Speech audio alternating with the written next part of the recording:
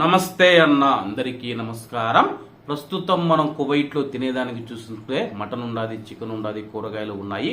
కువైటీలు కూడా తింటూ ఉంటారు. అలాగే ప్రవాసులు మనం చూసుకుంటే చికెన్ గాని మటన్ గాని కూరగాయలతో అయితే మనమైతే వంట చేసుకుని తింటూ ఉంటాము. కానీ కువైట్లో ఇటీవల కాలంలో కీటకాలు ఏవైతే పురుగులు ఉన్నాయో ఆ యొక్క పురుగులు కీటకాలు వంటలు చేసుకుని అయితే తింటూ ఉన్నారు.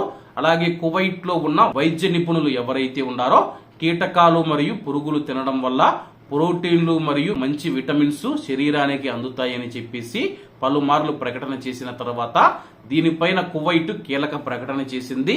వివరాలేకి వెళితే కువైట్ ఫుడ్ అథారిటీ తెలిపిన వివరాల ప్రకారం కువైట్ లోని ఆహార ఉత్పత్తులలో కీటకాలు ఉపయోగించడం గురించి ఇటీవల అయితే ప్రచారం జరుగుతూ ఉంది.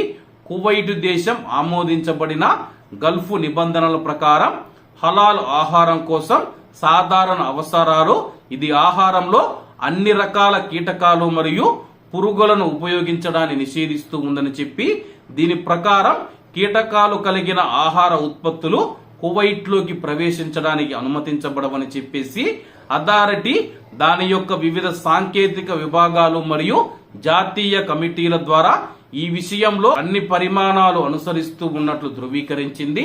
ప్రస్తుతం కువైట్ లో మనం చూసుకుంటే గల్ఫ్ దేశాల యొక్క నియమ నిబంధనల ప్రకారం కువైట్ లో పురుగులు మరియు కీటకాలు తినడం నిషేధమని చెప్పేసి ప్రకటించారు. అలాగే కువైట్ లో ఉన్న మన భారతీయులు కానీ ఇతర దేశాలకు సంబంధించిన వాళ్ళు కానీ కువైటీలు కానీ ఎవరైతే కువైటీ ప్రజలు ఉన్నారో ఈ యొక్క కీటకాల ఆహారం తినవద్దని చెప్పేసి ఫుడ్ అథారిటీ తెలిపింది. కాబట్టి కువైట్ లో ఉన్న మన భారతీయులు ఎవరైనా కీటకాలు పురుగులు తింటూ ఉంటే దయచేసి కామెంట్ చేయండి అన్న. ఎందుకంటే కువైట్ లో యొక్క ఆహార పదార్థాలు నిషేధించారు. అలాగే ఇటీవల సోషల్ మీడియాలో కీటకాలు పురుగులు తినమని చెప్పేసి పలువురు వైద్య నిపుణులు డాక్టర్లు సూచిస్తూ ఉన్న నేపథ్యంలో ఫుడ్ అథారిటీ కీలక ప్రకటన చేసింది. కాబట్టి అందరూ బాగుండాలి, అందులో మనం ఉండాలి. అందరికీ నమస్తే అన్న. జై హింద్.